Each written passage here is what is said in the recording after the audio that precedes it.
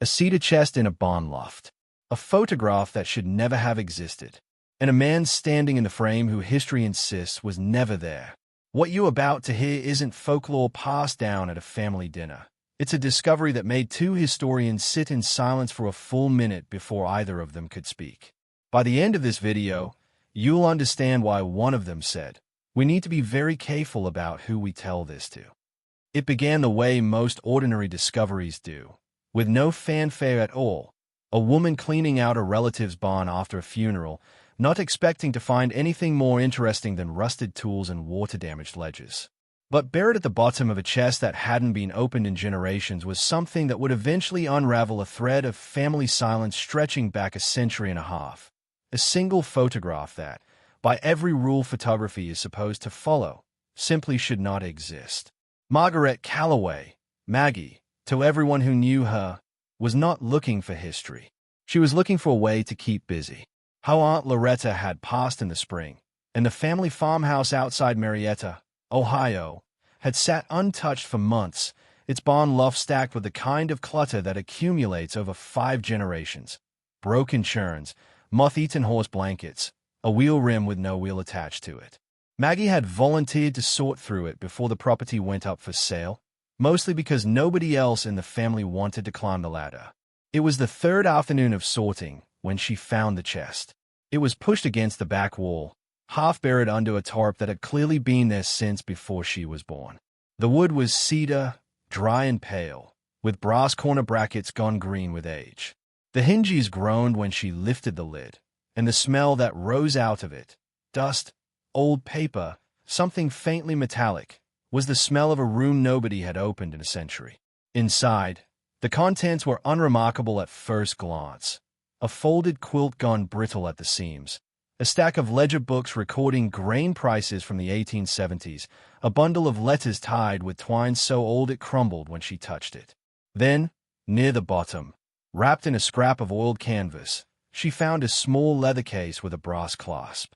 Inside the case, nestled in a bed of faded velvet, was a photograph. It wasn't like the daguerreotype she'd seen in museums. It had heft to it, thick cardstock, sharp corners, a glossy finish that still caught the light from the loft window. And when she tilted it toward that light, her stomach dropped.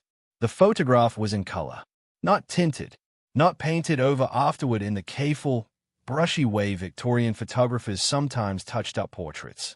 Color, the way a photograph taken last week is in color, uniforms in a deep, saturated union blue, the warm brown of leather boots, even the pink undertone in a soldier's sunburned cheek.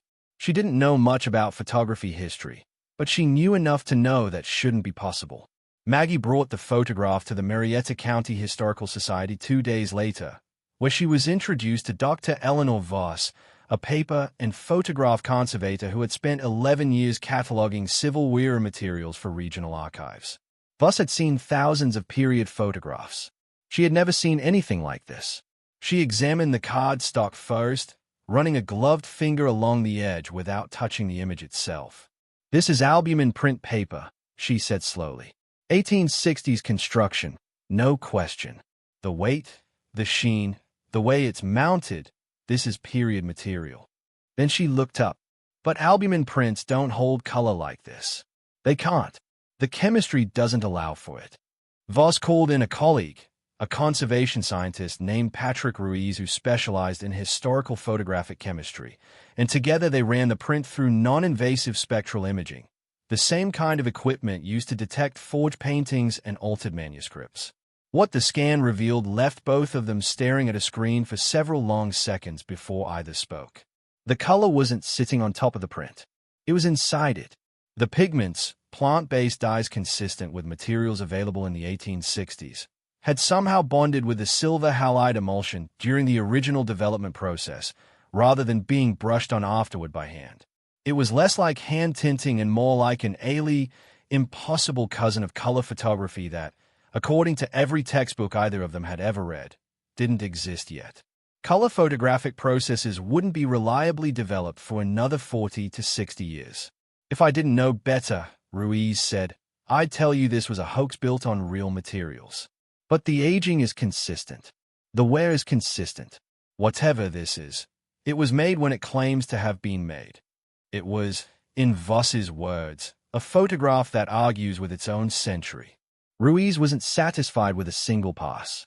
Over the following week, he ran the print through 3 additional rounds of testing, multispectral imaging to map exactly where the color sat within the layers of the print, then a microsample analysis on a corner so small it would never be visible to the naked eye, and finally a side-by-side comparison against a control group of verified albumin prints from the same decade pulled from the Historical Society's own archive. Every control print behaved exactly as expected, flat monochrome, with only the occasional hand-applied tint sitting visibly on the surface in uneven brushstrokes, the kind of coloring a Victorian studio assistant might add to a portrait for an extra fee. Maggie's photograph behaved like nothing else in the building. The pigment layer wasn't sitting on the surface at all. It had migrated into the gelatin and silver structure itself, as though it had been part of the original exposure rather than a decoration added afterward. Ruiz described it, only half-joking, as a photograph that had been built in color from the inside out, using ingredients nobody in 1865 was supposed to have access to. He found himself returning to the same uncomfortable question every evening before he packed up the lab. Not whether the photograph was real, because the materials answered that question convincingly enough, but how anyone in that era could have produced it at all, and, more pointedly, why anyone would have gone to such extraordinary, secretive lengths to do so for what appeared, at first glance, to be an unremarkable moment between a handful of officers and one unidentified man standing quietly at the edge of the frame while Voss and Ruiz absorbed themselves in the chemistry. Maggie found herself drawn to something else entirely, the people in the frame. The photograph showed a small cluster of Union officers standing near a canvas tent, mid-conversation, the kind of casual, unposed moment that rarely survived from that era because exposure times usually required subject to stand frozen for several seconds. One officer's hand rested on a sword hilt. Another gestured towards something off-frame. It had the loose, candid energy of a photograph taken decades later than it claimed to be. And then there was a man standing slightly apart from the group, just at the edge of the cluster, dressed not in an officer's uniform but in a plain dark coat with no visible insignia. He wasn't gesturing. He wasn't talking. He was simply standing, watching the group with an expression Maggie could only describe as alert. She almost scrolled past him. Then something tugged at her memory. Buried in the same chest, inside one of the ledger books, was a photograph she'd seen 100 times growing up, a faded 1911 portrait of a great-great-uncle, Thomas Ainsworth, standing outside a feed store with his arm draped over a hitching post. Family lore held that Thomas had served in the war and never fully recovered from it. Some relatives said he'd been wounded, others said he simply never spoke of it, and a few half-joked that he'd come home a different man entirely, without ever explaining what they meant by that.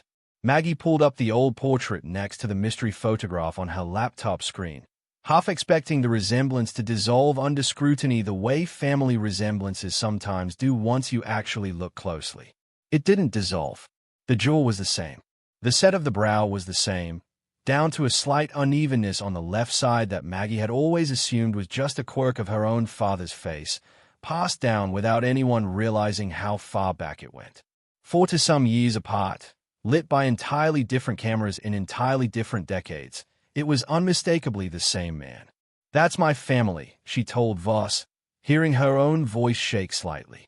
"That man standing off to the side. That's my great-great-uncle." Voss, intrigued now for reasons that had nothing to do with chemistry, helped Maggie dig into surviving service records for the Union Army. It took an afternoon of searching digitized rosters before they found him, Thomas Ainsworth, listed as a hospital steward attached to an Ohio infantry regiment. And then, abruptly, a single notation that ended his official record: missing, presumed detached. Last confirmed location, early April 1865. No discharge. No casualty report. No pension file. Just a name that stopped appearing in the paperwork days before the war itself ended. "That's strange," Voss admitted, scrolling back through the document. Stewards weren't typically reassigned without paperwork. Even informal transfers usually left some kind of trace. A quartermaster's note, a surgeon's signature, something. She tapped the screen. This just stops. It was Ruiz, oddly enough, who found the thread that gave the gap some shape. While researching the regiment's broader movements that spring, he came across a digitized fragment of a quartermaster's logbook held in a regional archive, referencing a handful of personnel detached for confidential courier duty, not to be logged with unit rosters. It wasn't unheard of. Informal couriers and scouts moving sensitive material between commands were a documented, if rarely discussed, feature of the war's final chaotic weeks. The notation didn't name Thomas Ainsworth specifically, but the timing lined up almost exactly with the date his official record went silent. It was a thin thread, Voss cautioned. Historians have long known that off-the-books courier and scout work existed informally throughout the war, used by various commanders for sensitive movements no one wanted documented. It didn't prove anything about Thomas specifically, but it offered, for the first time, a plausible explanation for how a hospital steward with no further paper trail could end up standing, unlabeled and unaccounted for, in the middle of a photograph this strange. It would explain why he's standing there with no insignia, Voss said quietly, and why nobody ever wrote his name down. If Thomas Ainsworth was the photograph's quietest mystery, the second was the question of who had taken it at all. Period field photography required bulky equipment, a portable darkroom, and enough technical skill that only a small, well-known circle of photographers and their assistants operated anywhere near active army units. If this image had truly been produced in 1865, someone within that small circle had to have made it, and whoever it was had clearly never let the technique, or the photograph itself, become public. Voss spent several evenings cross-referencing surviving studio ledgers and assistant rosters from photographers known to have worked in the region during that stretch of the war.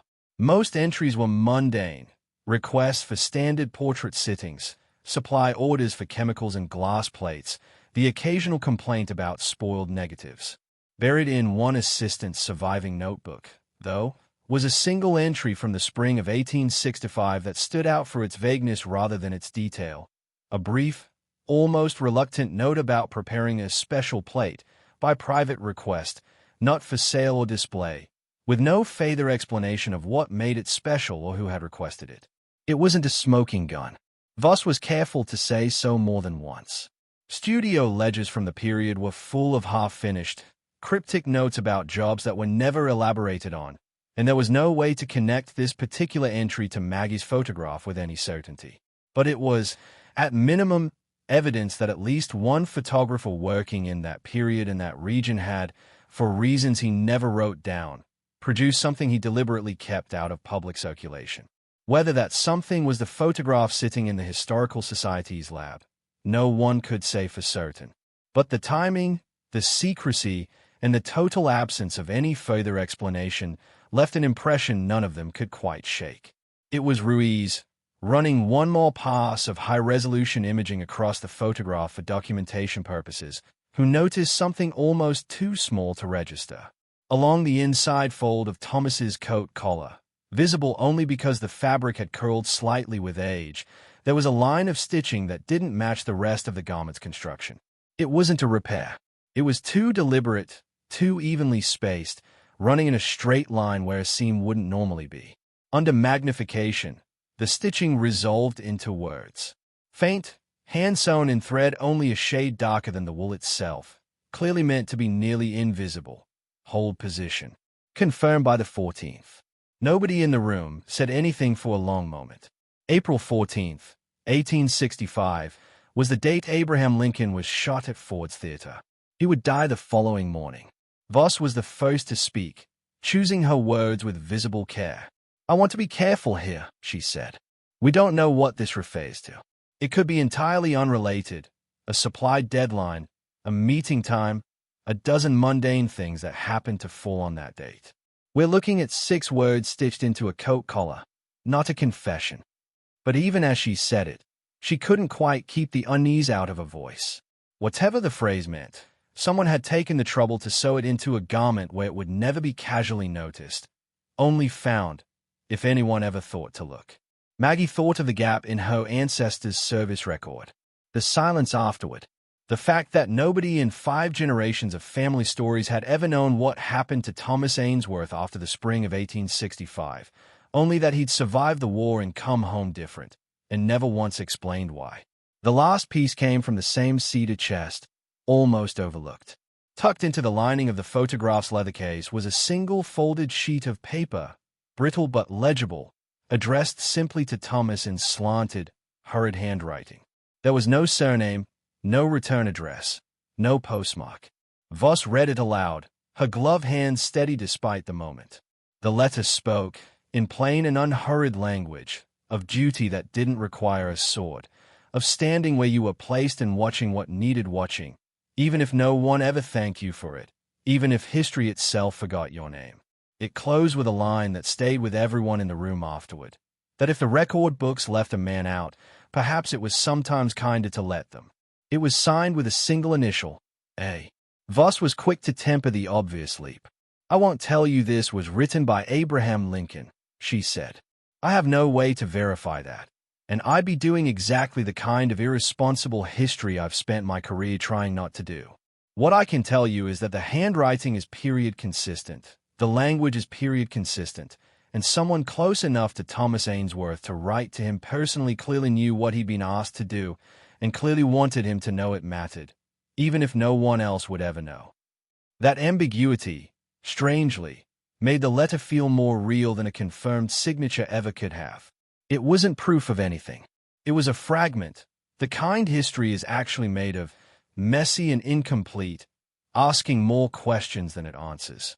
Maggie read the letter so many times over the following weeks that she had it memorized before she ever sat down to transcribe it formally for the exhibit. What struck her most wasn't the mystery of who had written it, but the plainness of the request inside it.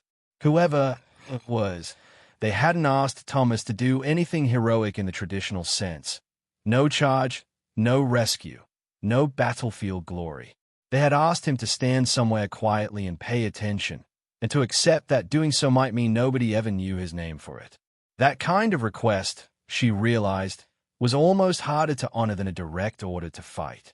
There was no medal waiting at the end of it, no homecoming parade, just the private knowledge that you had done what was asked, and the quiet understanding that you might carry that knowledge alone for the rest of your life.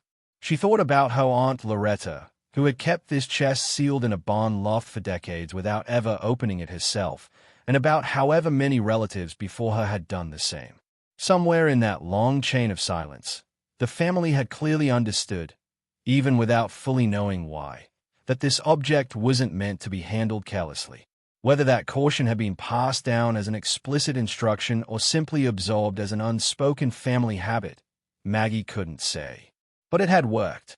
The photograph and the letter had survived 160 years specifically because no one had been careless with them.